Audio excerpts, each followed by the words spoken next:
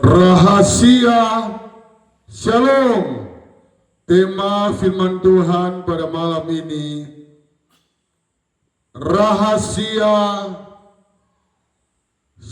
sukses maha besar Salomo. Ya, tema firman Tuhan pada malam ini, rahasia sukses maha besar Salomo. Ya,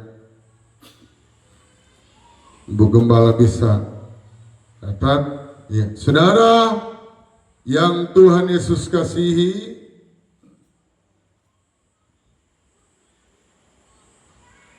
pada saat ini kita mendengarkan berita sorga yang sangat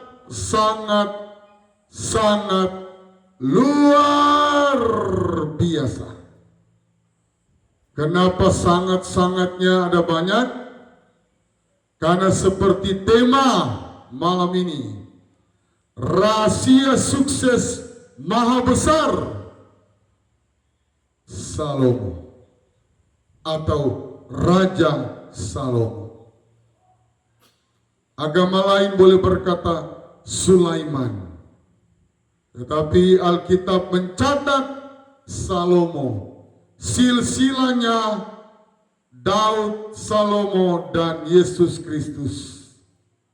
Jadi kita sendiri bisa tahu mana yang benar, mana yang salah. Saudara yang Tuhan Yesus kasihi, impian dari, saya boleh katakan, 99% orang di muka bumi ini merindukan yang namanya berhasil, sukses besar. Kenapa orang tua menyekolahkan anak sampai dia S1? Karena SMK atau SMA tidak cukup di zaman sekarang ini. Betul atau betul? Iya. S1 bahkan di tahun 2025 tidak cukup. Sehingga ada banyak kita lihat orang mengejar S2. Dan tahun bertambah tahun, orang mengejar sampai yang namanya doktor S3. Gelar doktor S3. Karena tuntutan perkembangan, tuntutan zaman, sehingga orang upgrade, meningkatkan kualitas,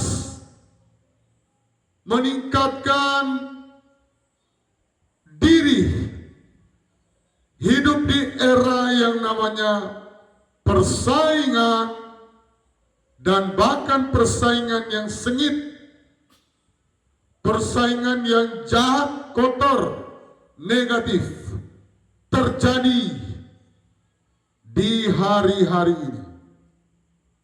Tetapi kita bisa melihat bagaimana orang-orang berlomba membeli buku-buku, orang-orang terkenal, orang-orang terkaya, rahasia mereka jadi orang kaya, dan rahasia orang sukses, itu saya boleh katakan usaha yang menjaring angin. Kenapa saya katakan menjaring angin? Karena buku-buku yang kita baca tidak ada kuasa apapun. Tidak. Paling setidaknya semangat saja yang bertambah. Tetapi tidak ada yang namanya kuasa ilahi. Kuasa Yesus Kristus yang mampu menciptakan langit dan bumi hanya 6 hari. Mau bilang Amerika, Rusia, Cina yang membangun jembatan terpanjang di seluruh dunia, Cina, itu semuanya ada material, ada bahan, ada dasar.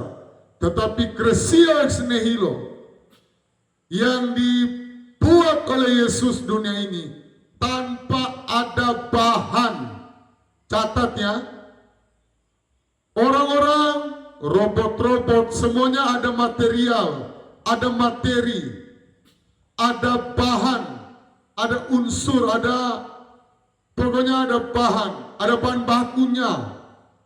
Tetapi Yesus menciptakan dunia ini tidak.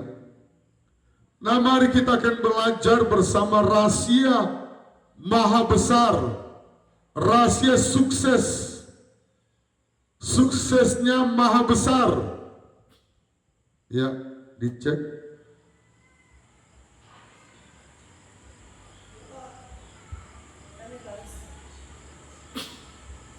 Rahasia suksesnya Raja Salomo adalah yang kita akan dengar pada malam ini. Spesial di hari bersejarah Valentine, iya, hari kasih sayang. Saudara, hari kasih sayang di tahun ini terasa beda. Berita-beritanya bukan hari kasih sayang. Hari mengkhawatirkan. Hari yang rasa takut, rasa cemas dengan keadaan dunia yang goyang. Perekonomian dunia bukan hanya perekonomian di negara kita Indonesia. Perekonomian dunia, PHK besar-besaran, sehingga berita Valentine hari ini tertutup. Ya, dan saudara, ada rahasia surga yang turun pada malam ini. Bagi saudara yang gundah gulana, bagi saudara yang ada kekhawatiran tinggi dengan masa depan anak-anakmu, pekerjaan suamimu, sebagai suami khawatir pekerjaannya terancam, proyeknya nggak jalan dan lain sebagainya. Inilah Alkitab sudah mencatat masa yang sukar. Tapi malam ini ada rahasia surga yang akan memberkati kita. Sekali lagi, malam ini ada rahasia surga. 1 Raja-Raja pasal yang ketiga, ayat yang pertama. Lai memberikan perikop, doa Salomo memohon hikmat. Di masa yang sukar, pertama-tama yang kita minta adalah memohon hikmat dari Allah kita. Raja di atas segala raja, Tuhan pencipta langit dan bumi, pemilik surga, Tuhan yang akan menyingkirkan kita di padang belantara. Ketika antikris berkuasa menyingkirkan kita di padang belantara, saudara yang Tuhan Yesus kasihi. Saya baca ayat yang pertama. Lalu Salomo menjadi menantu Firaun, Raja Mesir. Ia mengambil anak Firaun dan membawanya ke kota Daud sampai ia selesai mendirikan istananya dan rumah Tuhan dan tembok sekeliling Yerusalem.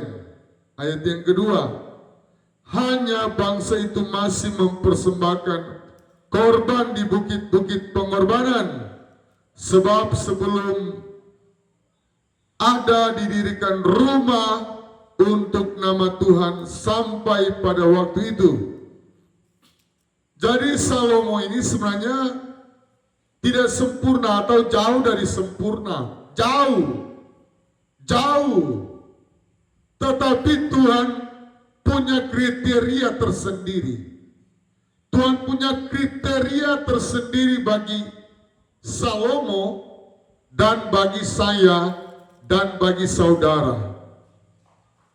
Jadi Tuhan punya kriteria. Apa itu kriteria Tuhan? Apa itu? Mari kita lihat ayat yang ketiga. Dari sini kita akan melihat rahasia-rahasia sorga. Dan Salomo menunjukkan kasihnya kepada Tuhan dengan hidup menurut ketetapan-ketetapan Daud ayahnya. Salomo yang pertama menunjukkan kasihnya. Amin. Yang pertama rahasia pada malam ini, Salomo memohon hikmat. Yang kedua adalah Salomo menunjukkan kasihnya kepada Tuhan. Ada banyak orang Kristen dari perut mamanya sudah Kristen. Tapi untuk menunjukkan kasihnya kepada Tuhan nggak nampak, nggak kelihatan tuh. Pada kemana kasih orang Kristen? Nah, tetapi Salomo, Alkitab mencatat, Alkitab kalau mencatat itu 100% benar, 100% sempurna. Alkitab adalah buku yang paling sempurna di muka bumi ini. Bukan buku yang paling banyak dibaca. Apatah lagi saya katakan, sedangkan anak SD sudah bisa membaca Alkitab transparan. Tidak ada yang ditutup-tutupi. Tidak ada, tidak. Jujur Alkitab ini. Nggak ada yang dusta-dusta isi dari Alkitab. Jujur, transparan, bahkan bisa diterjemahkan dengan bahasa dari suku A, suku B, bisa. Sesuai dengan lai kalau dia sudah keluarkan, ya. Atau keinginan dari suku tersebut. Dan Salomo menunjukkan kasihnya kepada Tuhan dengan hidup menurut ketetapan Daud ayahnya. Jadi mari kita belajar menjadi yang pertama. Jadi yang ketiga di sini adalah rahasia yang kita bisa dapat. Seorang ayah kalau boleh jangan melakukan tindakan-tindakan yang negatif. Contoh, dia marah di anaknya. Anaknya namanya Muhammad. Muhammad, kau berhenti merokok. Bikin malu. Bapak kamu ini orang terhormat, orang terkenal. Kamu masih kecil, sudah perokok. Masih SMP. Anak dalam hati, gimana saya tidak mau merokok? Papa saya perokok berat, pemadat. Satu hari bisa berapa bungkus. Jadi sulit untuk anak ini mau meninggalkan kebiasaan atau hal-hal yang buruk seperti merokok. Nah, ternyata ini sangat penting yang membuat Salomo dia belajar taat kepada Tuhan karena dia lihat teladan dari ayahnya. Amin. Jadi rahasia sorga ini yang pertama minta hikmat, memohon. Saya senang dengan kata memohon. Karena kalau meminta kurang etis bagi saya. Dan saya senang kalau saya tiap hari dan saya berjanji kepada Tuhan, saya tidak mau kata meminta, memohon. Kalau boleh Tuhan, sampai saya meninggal, saya mau terkenal, sekalipun saya cuma memohon, tidak meminta. Karena penempatan kata itu penting. Memohon lebih luar biasa daripada kata meminta. Jadi yang ketiga ini, yang pertama memohon hikmat, kedua kasihnya kepada Tuhan, ketiga Salomo melihat teladan ayahnya. Wow, ini rahasia yang besar. Seperti yang saya contohkan tadi, kalau namanya alo, pokoknya kamu harus berhenti merokok, bikin malu. Kalau namanya Muhammad, kamu harus berhenti, papa kamu orang terkenal, pejabat. Kenapa kamu bikin malu orang tua? Mau taruh di mana muka papamu? Alo atau Muhammad ini akan berkata, papa juga pemadat, papa juga perokok berat, kenapa mau suruh saya berhenti? Papa dulu yang berhenti dalam hatinya. Mungkin dia tidak berani melawan, tapi ada anak-anak juga yang masih SMP so berani melawan. Oh, papa lebih pemadat.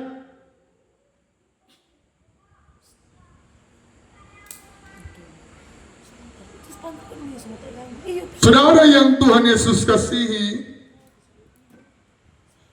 Tuhan mau kita sebagai Papa, kita harus jaga kehormatan kita di depan anak-anak kita.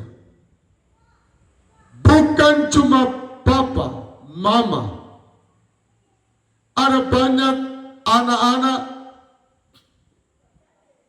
tidak turuti perintah orang tua karena mereka melihat sosok figur dari mama.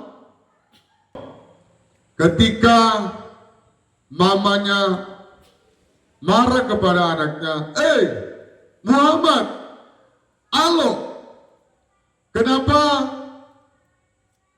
mama baru bicara satu kata, kamu sudah ada 20 kata. Alo dan Muhammad ini akan berkata, mama juga, papa baru bicara satu kata, mama so 30 kata. Ya. Ada yang melawan, ada yang tidak. Oh, mama lebih hebat. Ini yang melawan, mama lebih jago. Masa firman Tuhan bilang, istri harus tunduk kepada suami. Papa bicara di mama, kasih nasihat. Baru satu kata, mama so 30 kata.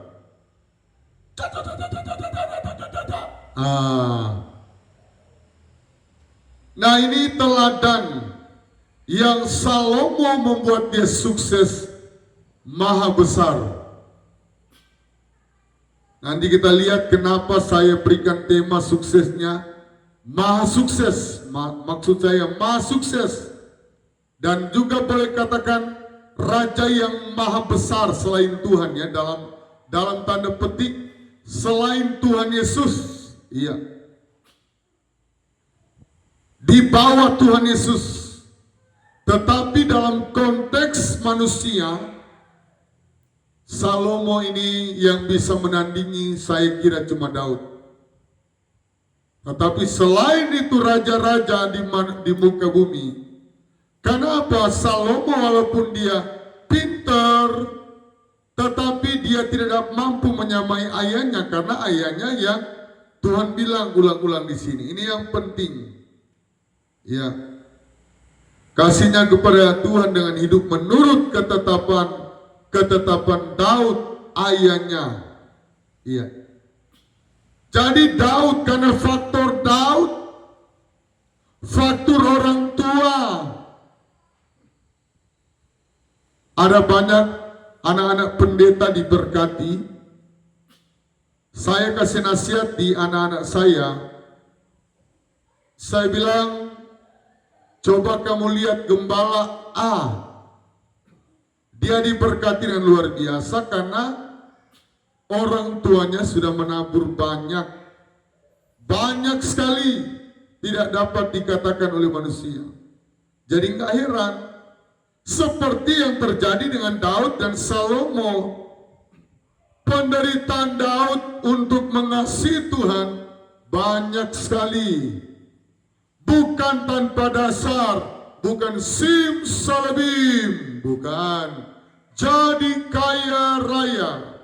Tidak ada yang seperti itu. Itu hanya di film-film simsalabim. Tetapi untuk jadi sukses yang maha besar, jadi kaya raya yang luar biasa, tidak semudah membalikan telapak tangan, ting, langsung kaya. Tidak. Proses demi proses, tahun demi tahun, bulan demi bulan, baru yang muncul namanya diberkati Tuhan dengan luar biasa. Ada 3 raja yang memimpin Israel selama 40 tahun. Saul 40 tahun, Daud 40 tahun, Salomo 40 tahun. Yang membedakan di mana? Saul gagal, Daud berhasil, Salomo berhasil.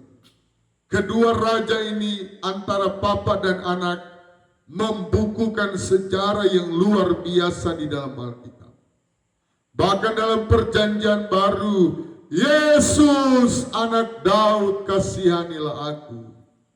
Karena Yesus masuk dalam silsilah dari Raja Daud dan dalam kitab Wahyu kunci Daud. Tetapi konteks firman Tuhan pada malam ini adalah tentang Salomo. Dan kita lihat, hanya ia masih mempersembahkan korban sembelihan dan ukupan di bukit-bukit pengorbanan. Ini masih kekurangannya. Tetapi Tuhan yang kita sembah ini bukanlah Tuhan yang jahat, yang menginginkan manusia sempurna. Kendati perbuatan atau dalam kepemimpinan Salomo masih kurang. Ini sebenarnya fatal ya, kalau saya pelajari. Sebenarnya fatal. Kekurangannya apa? Mempersembahkan korban sembelihan dan ukupan di bukit-bukit pengorbanan. Tetapi memang ada dasar, karena di bukit-bukit pengorbanan ayat 2, sebab belum ada didirikan rumah untuk nama Tuhan. Jadi ada dispensasi di situ.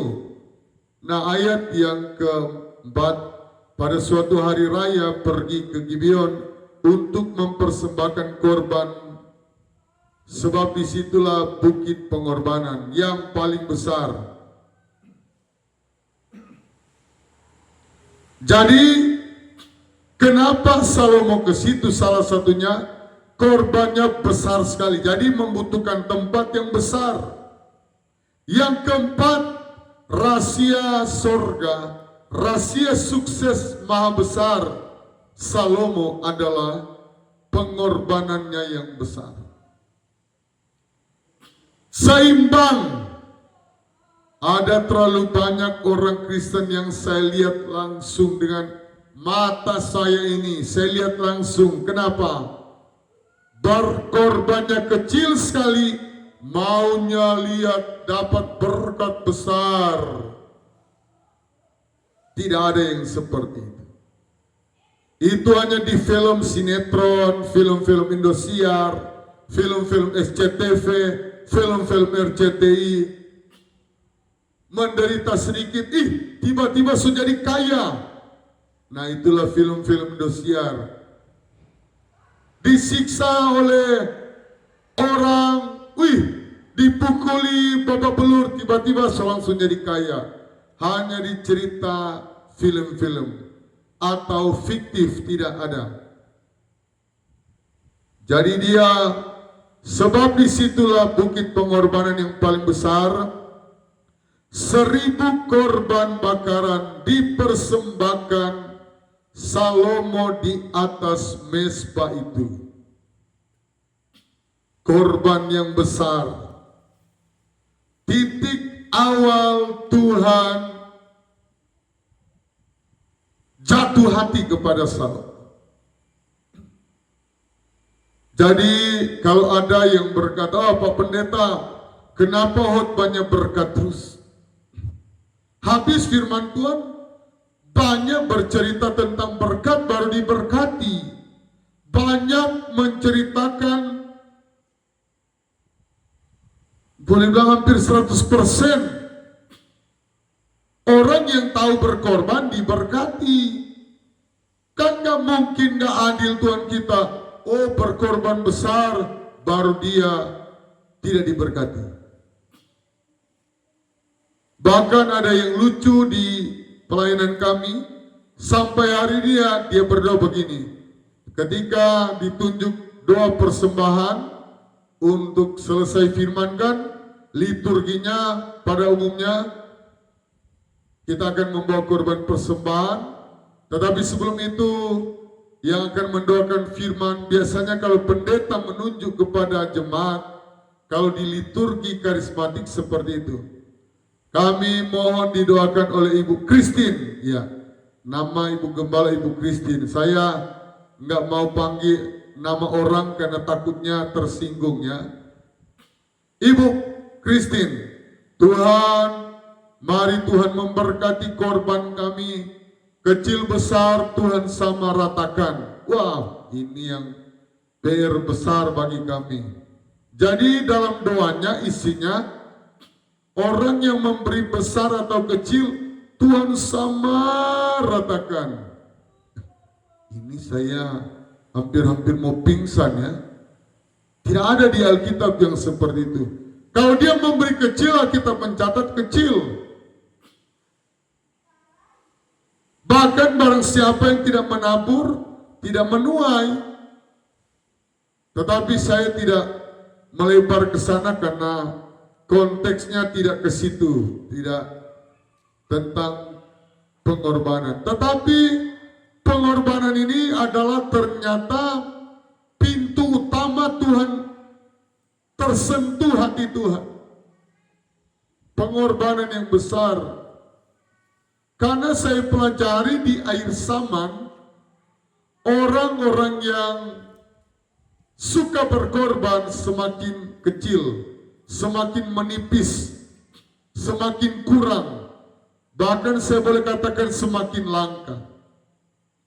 Kalau pendeta oh engkau akan diberkati 100 kali lipat, engkau akan diangkat menjadi kepala bukan ekor, amin, haleluya, amin, amin, amin. Tapi kalau mau berkata berkorban, aminnya nggak kedengaran. Di mana ya aminnya? Takut. Bahkan ada banyak orang Kristen, rasa-rasanya dia mau pingsan. Aduh, mau berkorban lagi. Padahal baru pertama kali di khotbah berkorban. Ya. Ternyata kuncinya yang pertama tadi saya sudah buka rahasianya, karena perikopnya sudah memunculkan Salomo memohon hikmat.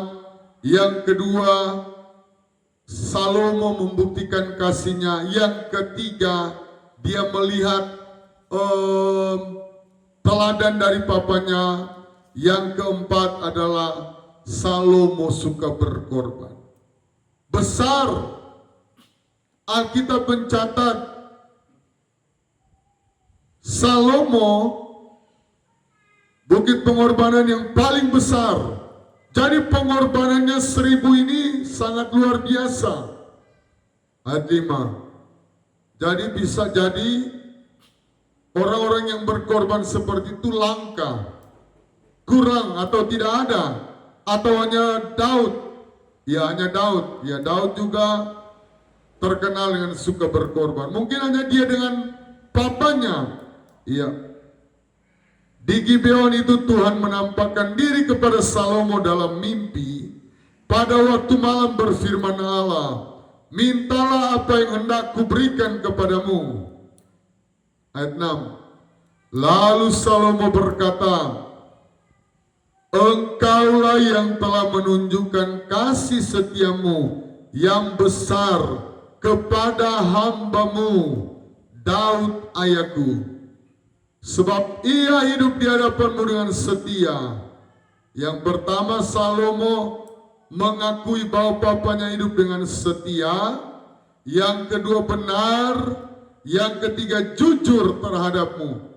Jadi ini teladan yang Daud tunjukkan kepada anaknya. Setia, benar, dan jujur di hadapanmu. Saudara, 3 hal ini tidak boleh hilang kalau kita mau diberkati dengan luar biasa. Kasih setia kita dengan Tuhan, benar dengan Tuhan, dan jujur. Jadi benar dan jujur ini memang tidak boleh kita neko-neko dengan Tuhan. Ya. Nanti saya akan terangkan lebih dalam ini tentang kejujuran ya. Terhadap engkau, dan engkau telah menjamin kepadanya kasih setia yang besar itu dengan memberikan kepadanya seorang anak yang duduk di tatanya seperti pada hari ini. Jadi dia tahu bahwa dia bisa duduk di tatanya.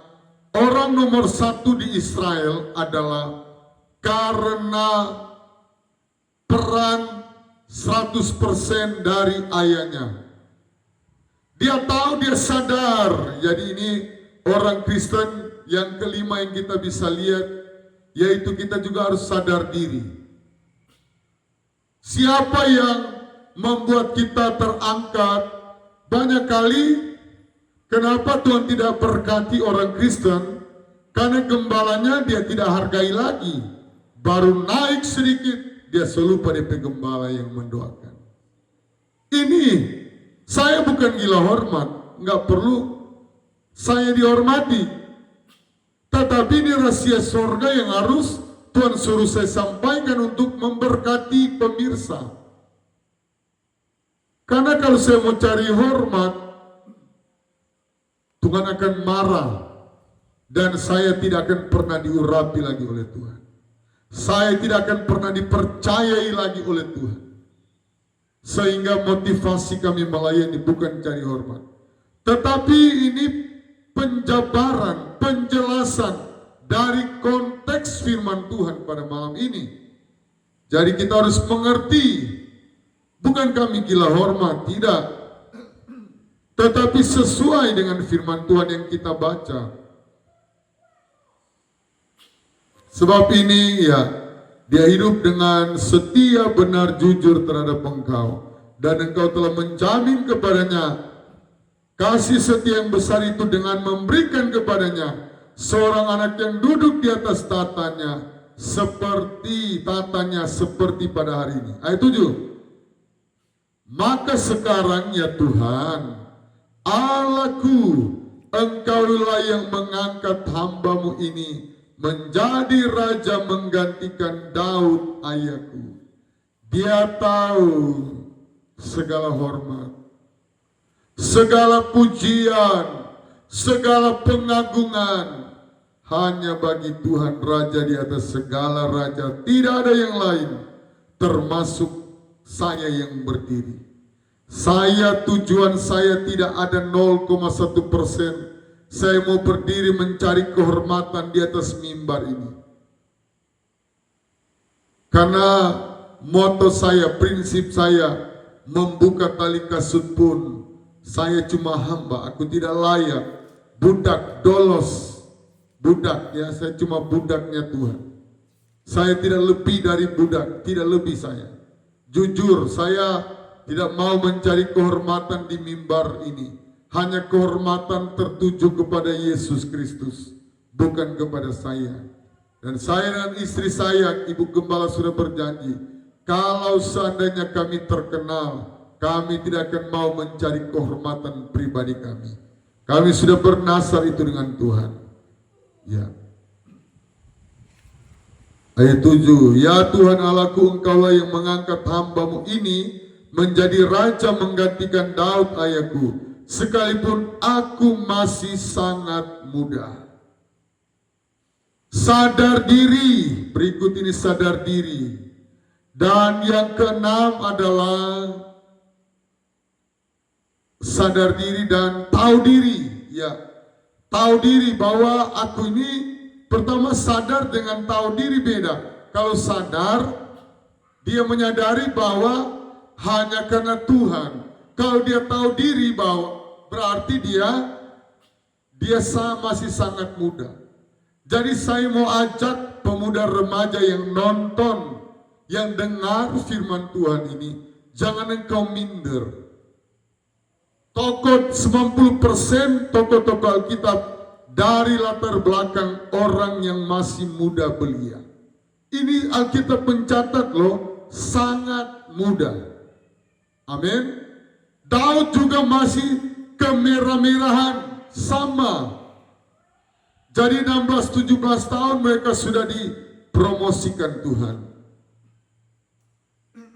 Karena Alkitab yang mencatat sangat muda dan belum berpengalaman. Ada orang Kristen, kenapa Allah gagal di tengah jalan, atau bukan di tengah jalan, masih 1-2 perjalanan, dia sombong. Kalau bukan saya, gereja itu nak berdiri. Kalau bukan saya, pelayanan Pak Pendeta Fani nggak maju-maju. Saya yang berjuang. Padahal cuma mungkin ada kerja bakti 1-2 hari. Nah, inilah kenapa banyak orang Kristen yang gagal di tengah jalan, bahkan tidak sampai di tengah jalan, Tuhan sudah mentok, Tuhan nggak angkat lagi. Tuhan bilang yang penting kau sudah ada motor, yang penting kau sudah ada mobil second, cukuplah. Saya mau kasih mobil baru atau 2 mobil, 3 mobil, baru segitu aja lu sudah sombongnya minta ampun lagi. Ya, sombong tingkat dewa bahasa manusia bilang. Jadi mentoklah, cukup punya mobil. Kalau kau ke ibadah tidak kena hujan. Ya. Tetapi kita belajar dari Salomo. Inilah pengakuan sadar diri dan tahu diri. Amin. Jadi yang ke-7 ya, 7 atau ke-8 rahasia yang kita dengar, sadar diri atau tahu diri. Yang ke-8 gitu. Tahu diri. Masih muda mau berlaga, langsung mentang-mentang dia pemimpin, cepat, marah-marah lagi sama orang yang sudah sangat tua. Hormati orang yang lebih tua, walaupun engkau pemimpin di situ, leader di situ, ya. Dan yang selanjutnya, dan belum berpengalaman, ya. Sadar diri dan tahu diri. Ternyata ada dasar Tuhan mau angkat, Tuhan mau promosikan Salomo. Kalau nggak ada kriteria di hadapan Tuhan, nggak mungkin. Ya, ayat yang ke-8. Demikianlah hamba-Mu ini berada di tengah-tengah umat-Mu yang Kau pilih, suatu umat yang besar, yang tidak terhitung dan tidak terkira banyaknya. Jadi dia peka. Ternyata Salomo ini dia peka. Saya dan Ibu Gembala selalu memohon hikmat. Sampai-sampai anak kami yang tua, kami namakan Yedija Salomo. Kenapa Yedija Salomo? Karena kami tahu kami butuh hikmat. Waktu saya menjadi gembala umur 25 tahun, masih muda. 25, Ibu Gembala masih jauh lebih muda. Sehingga anak kami yang pertama Raja Salomo atau Yedija Salomo. Karena kami butuh hikmat Tuhan. Kami nggak mau, Kami kan hamba Tuhan, saudara diurapi jadi gembala, pasti kami hebat. Tuhan tidak pernah percaya, Tuhan tidak pernah angkat orang sombong seperti itu. Tetapi yang rendah hati, seperti Salomo. Ada banyak kriteria, ada banyak dasar, faktor pendukung Allah mengangkat dia dengan luar biasa di muka bumi. Sampai hari ini Raja Salomo, dan ada cukup banyak orang yang menamakan anaknya Salomo, termasuk anak kami ini. Yang tertua kami sengaja menamakan Salomo karena hikmat ini yang kami sangat tahu lewat firman Tuhan. Menjadi pemimpin besar harus punya hikmat Tuhan. Kalau tidak ada hikmat, salah memimpin, salah melangkah dalam ilmu catur. Saya 3 tahun berturut-turut juara umum di sekolah, juara umum main catur. Saya ahli strategi dalam catur sehingga juara umum pada waktu itu. Saya masih kelas 1 SMK, mengalahkan kelas 2, kelas 3, kelas A sampai F. Cukup banyak lawan-lawan saya yang tangguh-tangguh, tetapi dalam ilmu catur awal melangkah, pembukaan pion, salah melangkah, salah seterusnya, dan bisa kalah, tidak menang, dan kita tidak mendapatkan apa-apa. Nah, Salomo ini langkah awal memang dia teliti, dia selektif, ya. Demikianlah hambamu ini masih sangat muda ya. Umat yang besar yang tidak terhitung dan tidak terkira banyaknya. Ayat yang ke-9. Maka berikanlah kepada hambamu ini hati yang faham menimbang perkara untuk menghakimi umatmu, dengan dapat membedakan antara yang baik dan yang jahat. Sebab siapakah yang sanggup menghakimi umatmu yang sangat besar ini? Jangan ceroboh kalau menjadi pemimpin baru. Jangan ceroboh kalau kita jadi kepala keluarga yang baru. Baru menikah, dinasihati oleh orang tuanya, langsung nyaut, langsung teriak-teriak lagi, nggak mau.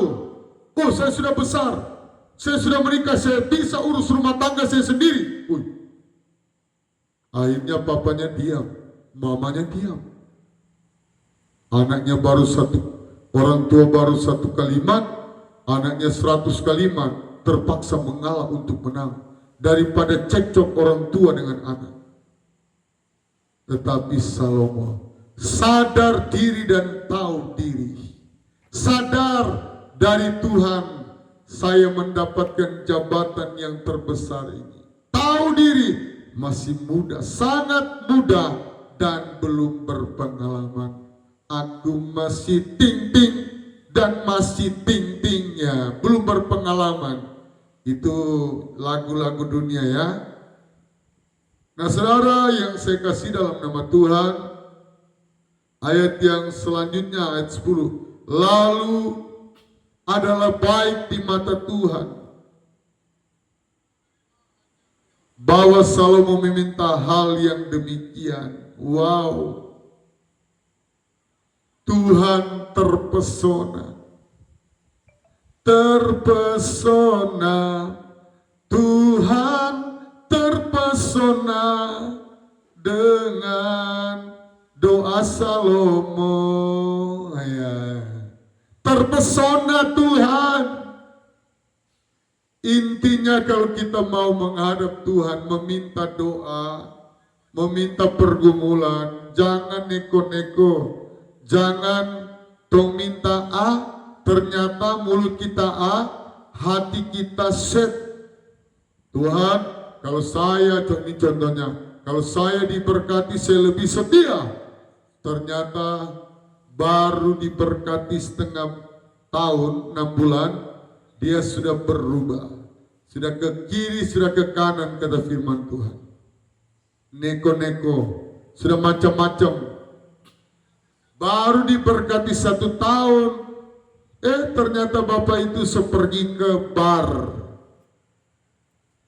tripping, joget-joget, lupa diri. Iya, jadi makanya saya tekankan, kalau kita mau sukses maha besar, harus tahu diri, ya, sadar diri, sadar. Oh, saya ini jabatan itu tidak selamanya. Jabatan itu tidak datang kedua kali. Jabatan sebesar ini. Ya, harus sadar diri dan tahu diri. Dan tahu diri bahwa cuma karena anugerah dari papanya. Kalau papanya tidak berlaku setia, tidak terjadi seperti Salomo. Tidak mendapatkan anugerah menjadi raja. Iya, ayat 10 ini sangat luar biasa. Lalu adalah baik di mata Tuhan bahwa Salomo meminta hal yang demikian. Jangan hati kita lain, mulut kita lain, harus selaras. Kalau kita minta contoh, Tuhan saya mau setia, berani kita salah jalan, langsung detik itu Tuhan pangkas, Tuhan potong. Nggak bisa lagi jadi pemimpin engkau, nggak bisa dipercaya. Janjinya kamu berkata kepada Tuhan setia, ternyata cuma 6 bulan, cuma 1 tahun. Di jemaat kami pernah lihat yang seperti itu. Tuhan, kalau kami dapat berkat rumah kami pakai tempat ibadah. Setelah ada rumah, banyak alasan. Oh Pak Gembala, begini ya, aduh, ada ini, ada itu, ada nanti ya. Sampai Tuhan datang dan akhirnya rumah itu lenyap.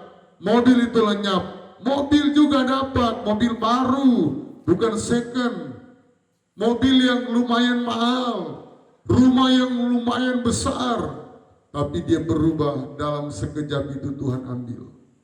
Dalam sekejap Tuhan ambil, tidak tunggu waktu lama. Kalau Tuhan mau ambil tidak waktu lama kawan. 1 menit Tuhan bisa ambil, 1 jam, 1 hari. Jadi hidup ini jangan sombong, harus sadar diri. Oh semua karena anugerahnya diberikan kepada kita. Ya semua karena anugerah.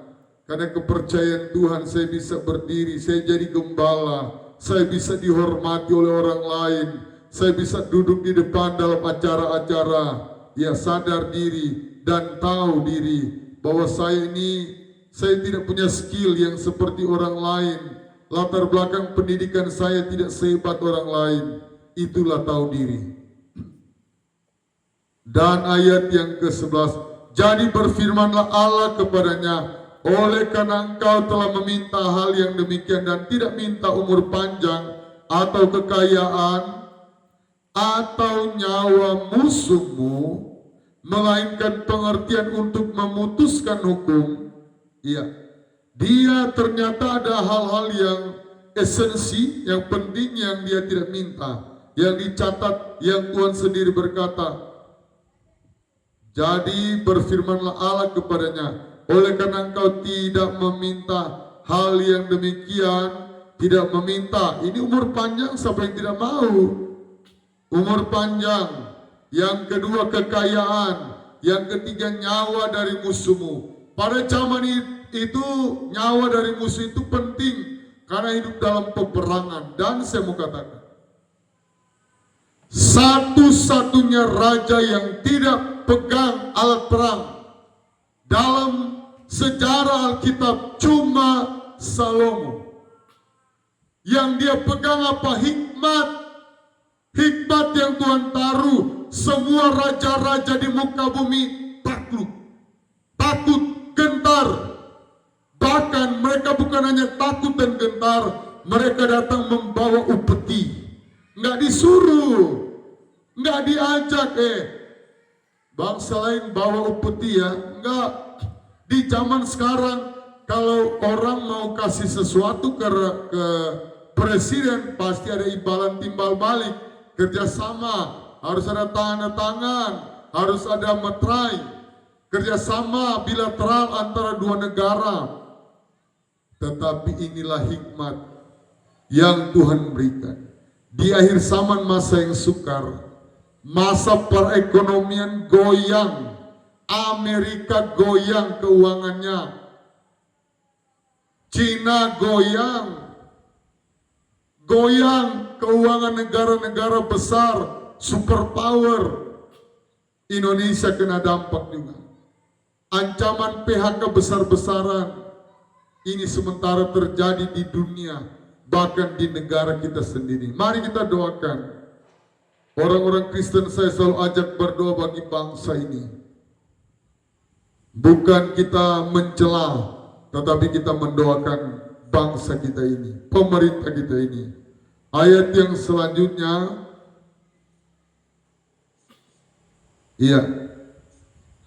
ayat yang ke-12, maka sesungguhnya aku melakukan sesuai dengan permintaan itu. Sesungguhnya aku memberikan kepadamu hati yang penuh dengan hikmat dan pengertian, sehingga sebelum engkau, inilah ayat 12, maka aku melakukan sesuai dengan permintaanmu itu.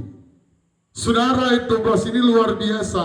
Ada orang banyak meminta kepada Tuhan, tetapi banyak yang tidak didengarkan. Ini sekali meminta langsung gol, sekali meminta langsung dapat di tangannya, sekali meminta langsung.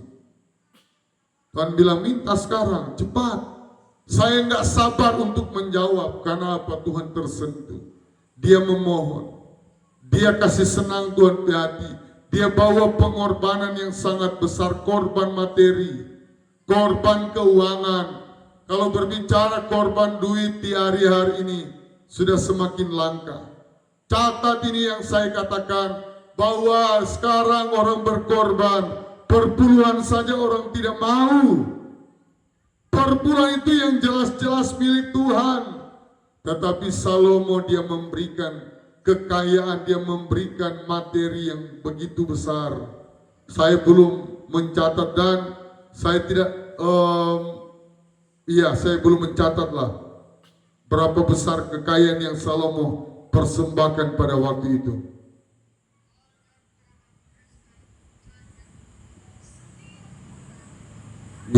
Ayat yang, dan sesudah engkau, sehingga sebelum engkau, ini garis bawahi, sebelum engkau dan sesudah engkau tak akan bangkit seorang pun seperti engkau. Wow, spesial banget, istimewa banget. Asalkan hati kita harus jujur. Jangan berjanji setia, ingkari janji. Baru 6 bulan, bahkan ada yang baru 5 bulan, 4 bulan, so mulai, di mana Bapak itu? Oh, ada rapat. Oh, ada ke luar negeri. Oh, ada ke luar daerah, macam-macam alasannya. Jadi Tuhan tidak percaya. Tetapi kita harus pegang janji kita dengan Tuhan. Jangan pernah kita ingkari janji dengan Tuhan. Jangan. Karena Tuhan bukanlah manusia yang kita dapat main-main, yang kita dapat bersandiwara atau berakting. Ayat yang ke-13. Dan juga apa yang tidak kamu minta, aku berikan kepadamu. Ini salah satu doa yang paling luar biasa yang dicatat di dalam Alkitab, Bible. Bahkan yang tidak diminta Tuhan berikan. Disinilah kita bisa mengenal pribadi dari Yesus Kristus. Kalau kita melakukan firman Tuhan, sungguh-sungguh, jujur, tidak mau, perpuluhan, tidak usah, itu cuma perjanjian lama. Tuhan akan angkat kita apa yang kita tidak minta. Wow, saya baca ayat ini, thank you Lord, praise the Lord. Tuhan yang kita sembah, tidak ada Alkitab yang mencatat dari Kejadian sampai Wahyu pelit Yang pelit yang banyak manusia. Tapi kalau Tuhan tidak sekalipun. Dia rela jadi miskin supaya kita jadi kaya. Dia rela dia yang tergantung di bukit Golgota. Dia rela dia yang tersalib di bukit Golgota. Tapi manusia kalau boleh jangan. Cukup Yesus saja. Yesus berkata, cukup aku saja. Tuhan tidak pernah pelit. Jadi kalau ada orang yang mempersoal, Tuhan, saya sudah merantau 20 tahun. Oh Tuhan kita tidak ada kata pelit di Alkitab. Saudara mencari, mau baca 1000 kali Alkitab, kejadian Tuhan tidak pernah pelit. Tidak ada ayat dan tidak pernah. Karena Tuhan itu memang karakteristiknya mengasihi, kasih. Dirinya sendiri saja dia berikan, apatah lagi cuma kekayaan. Karakteristik dari Yesus kita sekali lagi adalah kasih. Tidak ada macam-macam. Iya. Dan juga yang kau minta, dan juga apa yang tidak kau minta aku berikan kepadamu.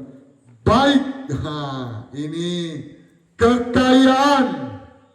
Tuhan tahu manusia itu perlu many, uang, duit. Jadi orang kalau bangun pagi jam 4, dia kerja jam 1 malam baru dia istirahat. Tiap hari jam 4 dia bangun, jam 1 baru dia tidur, mau cari uang. Salah besar bro. Guys, salah besar guys. Kawan, salah besar. Asalkan kita melekat dengan Tuhan. Cukup 8 jam kerja. Normal di Indonesia ini 8 jam. Bahkan anak-anak kami, tadi kami marah. Kenapa setengah 8 baru tutup? Oh, kami mau tutup, ada yang beli. Oke, karena ada alasan. Kami tidak mau jam doa mereka kebiri. Jam doa mereka potong. Jadi Tuhan tidak mau orang Kristen terfokus dengan duniawi, terfokus cari uang.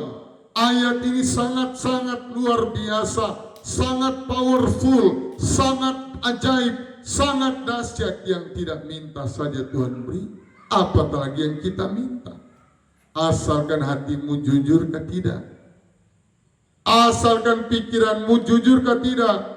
Oh, kalau saya banyak uang, saya harus ada simpanan. Pokoknya 5 supaya seperti Pancasila 5.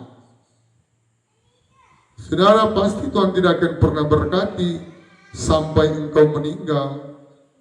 Karena Tuhan tahu pikiranmu kotor, jahat sama istrimu. Yang membuat engkau sukses dari awal, banting tulang di doa istri kita, di support ketika kita penurunan, ketika kita mau bangkrut, istri kita yang support. Begitu engkau kaya, istrimu yang tua, engkau bilang oh tua, padahal engkau tidak tahu air mata istrimu banyak, usaha kerja keras, istrimu banting tulang, berusaha, bukan cuma suami. Ya, inilah yang terjadi di akhir-akhir zaman. Banyak suami yang melupakan istrinya. Begitu dia sudah berhasil sekali. Dan ayat yang ke-15, lalu terjagalah. Yang 14,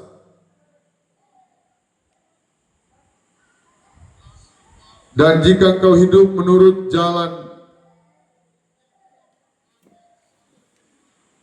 kekayaan, ayat masih 13 tadi belum, kekayaan maupun kemuliaan, sehingga sepanjang umurmu takkan ada seorang pun seperti engkau di antara raja-raja.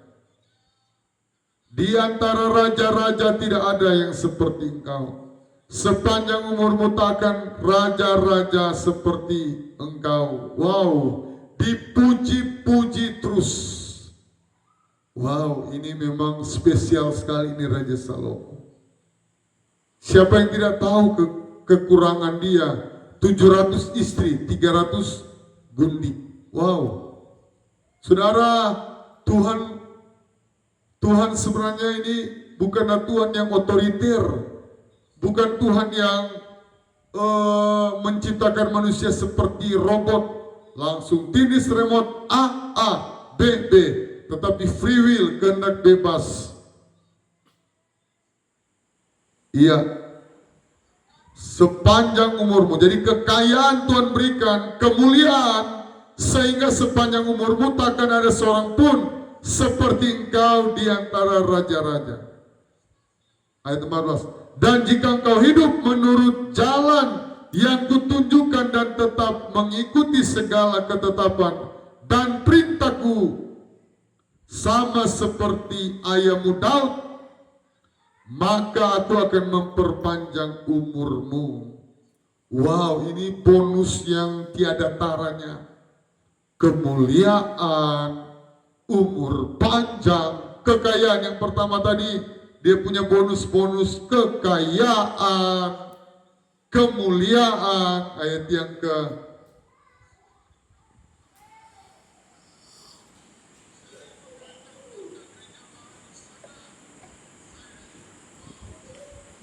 hati yang penuh hikmat, ayatnya kekayaan. Ayat yang ke-13, baik kekayaan, kemuliaan, sepanjang umurmu takkan ada seorang pun seperti engkau di antara raja-raja.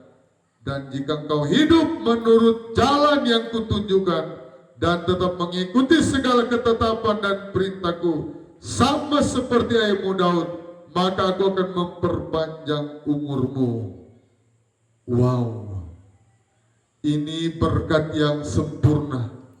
Kalau saya pelajari firman Tuhan, ini berkat yang sempurna, berkat yang tiada tara. Makanya tema saya pada malam ini bahwa sukses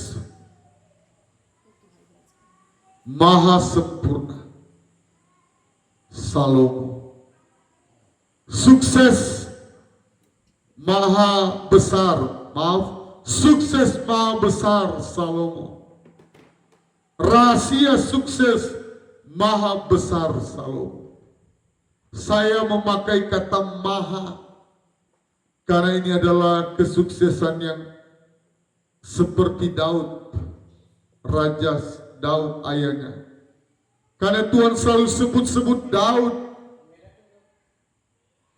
Tuhan tersentuh hati dengan dua antara bapak dan anak ini. Tuhan tersentuh hati, tersentuh, terpesona. Tuhan terpesona dengan Daud dan Salomo. Iya, Daud dan Salomo Tuhan terpesona. Mereka jiwa berkorbannya tinggi. Daud dia merencanakan membangun bait Allah. Dia sudah siapkan kekayaannya yang luar biasa.